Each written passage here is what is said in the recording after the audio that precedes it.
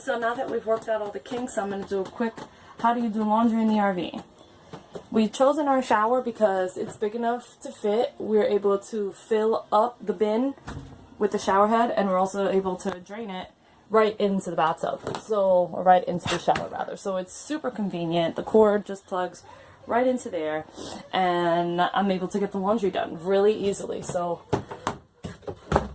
this is what we have found turns out to be the easiest thing. I just fill up the bin here, I drain it right into the shower, I use the spin cycle, and I throw all the clothes up to dry. And that's literally it. Doing laundry in an RV 101, super quick, super simple, and no laundromat. Now we're going to drain the water, and everything just goes straight out into the shower. Dirty ass water.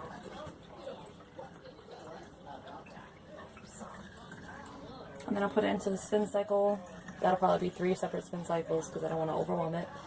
And then back in here for rinse and fabric softener, then back into the spin cycle, and then up to dry.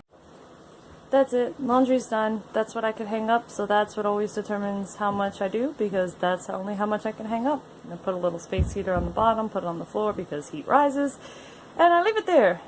And by the end of the day, I put all the clothes away and repeat the entire thing tomorrow.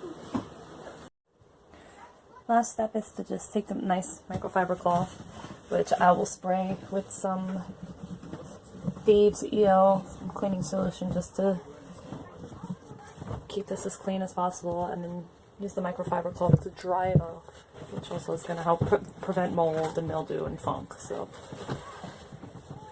take care of your washing machine, and your washing machine will take care of you. That's it.